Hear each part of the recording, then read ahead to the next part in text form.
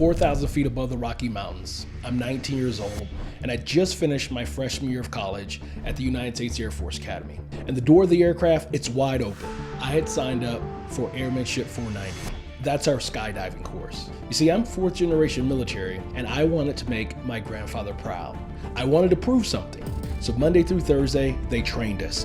How to arch your body, how long to count, how to deploy the chute.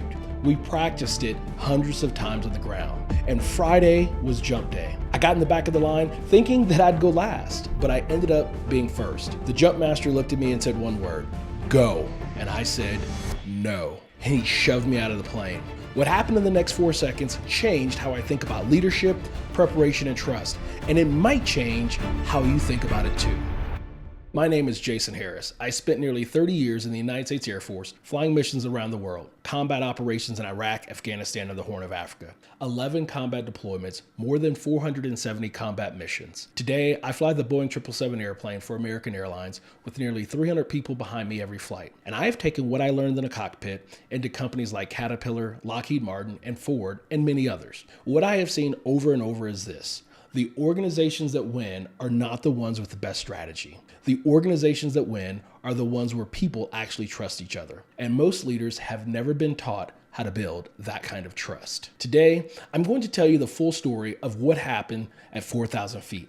And I'm going to show you why that moment matters for anyone who leads a team, runs a business, or wants to perform when the pressure's on. We're going to talk about 3 things. First, what happens when everything you train for gets tested? Second, why preparation beats motivation every single time. And third, how do you build the kind of training that actually kicks in when your people need it most? So stay with me. Point number 1, what happens when everything falls apart? So there I am, 4,000 feet, the Rocky Mountains right there in front of me, the airplane doors open, the wind is roaring, and my heart is pounding so hard I can feel it in my chest and my throat. Now let me back up. I signed up for this course because I wanted to prove that I belong. I'm fourth generation military in my family. My grandfather served, my mother and my father served, and my great-grandfather served. And I had something to live up to. Airmanship 490 at the Air Force Academy, it's our skydiving program, and it's a voluntary program, and I volunteered. So Monday through Thursday of that week, we trained. We trained how to exit the aircraft. We trained how we arch our body, and we trained how long to count. We trained how do we deploy the drag chute so the main chute comes out. We trained what to do if you start spinning and what to do if things go wrong. We trained what you do if your main chute doesn't open, and we practiced it on the ground over and over, hundreds of repetitions. And the instructors, they were fellow cadets, 19, 20, 21 years old, and they were some of the most disciplined trainers I've ever worked with. Now, Friday of the same week shows up, and it's jump day. We load into the aircraft. I'm nervous. I happen to be afraid of heights, and I always have been. I got in the back of the line thinking that they would go front to back and that I would be the last one out. Turns out they went from back to front. I was going to be the first one out of the airplane. So the aircraft starts taxiing out to the runway, and the door is open during the entire taxi out to the runway. You can see the ground moving beneath you. They push up to power, we take off, we climb to 4,000 feet above the Rocky Mountains. The jumpmaster looks at me, he gives me the first command, stand by. That meant slide all the way towards the open door. He gives me the second command, stand in the door. I'm now kneeling down out this open door, looking down at 4,000 feet below me. And in that moment, I realized this is not a good idea. And then he gives me the final command, one word, go. I froze up. And then I looked back at him and I gave him one word response with all the courage that I could muster. And I said, no. In that moment, I wasn't ready. I was terrified. Every cell and bone in my body was telling me, don't do it. So he gave me some help and he shoved me out of the aircraft. And here's what happened next. I tumbled through the sky. Ground, sky, ground, sky, ground, sky. I was completely out of position. And in that moment, I had forgotten everything. Every single thing they had taught me that entire week, it was all gone. My brain was flooded with fear and panic. I couldn't think, I couldn't orient. I was just falling and tumbling towards the ground. And then something kicked in. I realized what the training taught me. I began to arch my body without even thinking about it. My arms went out like they trained me to do, and I was arched perfectly. I started to count 1 Mississippi, 2 Mississippi, 3 Mississippi. I put one hand behind my head, one hand behind my back. I reached for the drag chute, tossed the drag chute out. The main chute deployed and it began to open up. And in that moment, I went from the most terrified I'd ever been in my life to the most alive I had ever been in my life. I was on top of the world. I was now eye level with the Rocky Mountains, blue sky above me, and I was floating towards the ground. I landed kind of hard. I tumbled and I rolled, but I was able to walk away. And when we got back, we reviewed the videotape of that jump. And you know how long that free fall actually lasted? 3.8 seconds, less than 4 seconds, but it felt like a lifetime. And in less than 4 seconds, that training took over and allowed me to land safely. See, there is a gap between what your mind actually knows and then what your body will do when it's under stress. The training, it didn't just show up in my brain as I was falling through the sky. That training, it actually showed up in my muscles and my reflexes. And that's a different kind of knowledge and a different kind of skill when you can apply what you've learned under stress and duress. There's a saying, it says, you don't rise to the occasion, you fall to the level of your training. And in that moment, I didn't rise to the occasion. I fell to the level of my training. That line and that memory has been the foundation of everything that I teach about leadership and trust. These jump instructors, they were only 1 year ahead of me at the Air Force Academy in college. They were 19 to 21 years old, fellow Air Force Academy cadets, and they trained us well enough that that training saved our lives, allowed us to walk away from each of those 5 jumps that I took out of that airplane. Think about that. Someone who might be a teenager, someone who wasn't even legal enough to rent a car without extra insurance, their instruction actually saved my life. Their instruction allowed me to jump out of a perfectly good airplane, deploy my parachute, do everything correctly to land safely. And I didn't just jump out of that plane once or twice. I did it 5 times. And it was the instruction of these young people between 19 and 21 years old that allowed me to do that safely. Here's what I learned in those 4 seconds of free fall. When the moment comes, and the moment always comes, you will not be able to think your way through it. You will not be able to motivate your way through it. You will not be able to inspire your way through it, but you will fall to whatever you have trained for. And if you haven't trained, you will fall and potentially fail. That is the truth about preparation. It's not about knowing exactly and everything of what to do. It's about having done it so many times that your training kicks in and your training does it for you. Here's my question for you. If that moment came tomorrow, if the pressure hit and everything was on the line, would your training carry you through that situation? Or would you be tumbling through the sky? Point number 2, why preparation beats motivation every single time. Here's what most people get wrong. They think when things go sideways, what saves you is willpower, maybe grit, perhaps mental toughness. And look, those things, they definitely matter, but they're not what saved my life at 4,000 feet. I didn't grit my way through that free fall. I didn't motivate myself into the correct position. The training did it. 4 days of repetition, hundreds of practice reps in the ground. My body knew what to do because it had done it so many times that the pattern was automatic. And this is what I see that's missing in organizations everywhere. Leaders, they invest in motivation. They bring in speakers, they put up posters, they do the town halls and the newsletters. And I'm not saying that any of that is bad, but when the real moment comes, when the customer is angry, when the deadline seems impossible, when the safety incident happens, motivation isn't what's going to save you. It's the preparation that will save you. It's the preparation that will save your team. Today, I currently fly the Boeing 777 airplane, and I fly that airplane all around the world. And in the cockpit of the Boeing 777 airplane, there are over 500 buttons, knobs, rheostats, and even more circuit breakers that I can't count. The reality is that I don't know what they all do at any given moment. But what matters is that I know the right button at the right time for the right reason. When you know that right button, that right piece of information, when you know the right time to use that piece of information, and when you know the right reason to use that information, that's what preparation looks like at its highest, most effective level. As an airline pilot, we train regularly in simulators for scenarios that most likely would happen. And then we train in scenarios for those situations that could potentially be life-threatening, that could be catastrophic. We don't train for every single thing that could happen. We train for the things that matter most.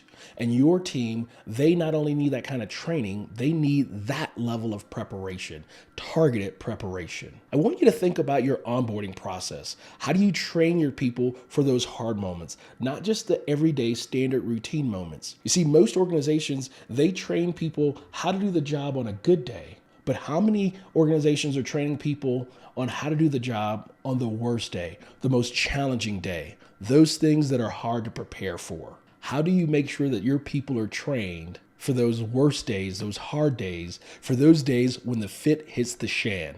That's when the training really matters. I had an instructor once, they said, I don't bid you good luck, I bid you good preparation. The distinction is everything. Luck is all about hope. Preparation is a plan. Here's what I know from nearly 30 years of flying combat missions and leading teams. Motivation, it can get people started, but preparation is what keeps people alive. Your team, they don't need another motivational speech. What your team needs is training that they can fall back on when everything goes wrong. They need the reps. They need the practice for the worst day, not just an average day. Because the average day, it doesn't test your team. The worst day tests them. And your team will either be ready or they won't, and that's on you. Ask yourself this. When was the last time your team practiced for a crisis? Not talked about it, not planned for it on paper, actually practiced it. If you can't remember, that's your answer. Point number 3, how you build the kind of training that actually kicks in when your people need it. So you might be thinking, well, that's great, Jason, but we don't run a military organization. I'm not training people to jump out of airplanes. And you're right, but the principle is exactly the same. Those jump instructors at the Air Force Academy, they didn't teach us skydiving by giving us a PowerPoint presentation. They didn't hand us a manual and say, good luck. But see, they put us through the physical motions hundreds of times, arch, count, deploy, until our bodies could do it without our brains getting in the way. The reason that my training kicked in at 4,000 feet is because it had been repeated so many times that it lived in my muscles, not just my mind, not just my memory. And that is exactly what your team needs. 3 things that make training stick. Repetition, realism, reflection. See, repetition, it builds that muscle memory. The realism, it puts them in that situations that feel like the real thing. And reflection, it's that debrief. It's where we actually talk about what happened. We ask what worked, what didn't work. What can we do different next time? Most corporate trainings, they fail because it's just a one and done. They assume that after that onboarding week or that onboarding few days or a few days of just PowerPoint sessions that you've got it and you're ready to go. Single workshop, single onboarding week, one-time training, then there's nothing. That's not training. That's an introduction. Real training is ongoing. Real training is where we validate it, where we practice it, and we pressure test it, and we pressure test the individual to make sure that they understand what they are doing. When I was a young C-130 pilot, one of the things that they trained us to do was not only learn our job, but they trained us to go to each of the other crew members on the aircraft as well as our maintainers. They wanted us to understand their job, to learn more about their job and what they were doing. I needed to know what my load masters did. I needed to know what my flight engineers did, what my navigators did. I needed to understand the maintainers and how they maintained the aircraft and got it ready for flight. What this allowed us to do was to have a better understanding of the team and everyone's role on the team. And that also built a level of perspective and a higher level of trust across the team. It wasn't about being able to do their job because that wasn't my job. My job was to be the co-pilot. It was because we needed to have an understanding of their world, and that would build a level of trust. And it also made me a better pilot and a better leader when things went wrong. That's the power of connecting with the other people on your team and understanding what their roles are and understanding what their jobs are. You're building trust. And when the fit hits the shan, when things go wrong, you're going to be better prepared and you will be a better leader as a result of it in the midst of chaos. Consider this. Are you training your people for compliance or for competence? Compliance, it just checks the box, says, okay, we got it done. Competence, when you train for competence, that's allowing you to get the mission done, especially when things are critical, when time is critical, when things get challenging, when the chaos happens. And there's a difference between just knowing the procedure and being able to execute the procedure under pressure. Our research showed that 77% of working Americans, they will leave if they don't trust their leadership. And one of the fastest ways to build trust is to invest in your people's preparation. When you train someone well, what you're actually saying is, I trust you enough to put you in the hard and challenging situations. And I've prepared you well enough that I know that you'll be able to make it through those challenging situations. And when you create that kind of training program and preparation for your people, you build a level of trust because they know that you're investing in them for their future, for their safety, and for their success. Here's the truth. Training is not a cost. Training is just trust made visible. When you invest in someone's preparation, you're telling them, I believe in you enough to make sure that you're ready. And when they feel that, when they know that their leaders prepared them for the hard moments, that's when you get a team that doesn't just perform on the good days. That's when you get a team that performs when it matters most. And that is what I call no-fail trust. Here's the honest question. Is your team trained for the moment that's coming? Or are you hoping they'll figure it out? Hope is not a strategy. Preparation is. So let me go ahead and prepare to land this plane, so to speak. At 4,000 feet over the Rocky Mountains, I was a terrified 19-year-old that got shoved out of an aircraft. And in less than 4 seconds, training that had been practiced hundreds of times on the ground kicked in and saved my life. Yes, that 19-year-old was me. Point number 1. When everything falls apart, you don't rise to the occasion, you fall to the level of your training. Point number 2. Motivation gets people started. Preparation keeps them alive. Point number 3, training is not a cost. Training is trust made visible. I don't bid you good luck. I bid you good preparation. That is no-fail trust in action. If you want to know exactly where you stand as a leader, I've created a free 2-minute leadership assessment. It takes less than 2 minutes. You will get your score immediately, and it will show you the specific areas where your team's trust might be breaking down. The link is in the description. And if this message resonated with you, like, comment, subscribe to this channel. I'm putting out content every week for leaders who are done with average and ready to build teams that truly perform. Blue skies, fair winds, and all the best, my friend.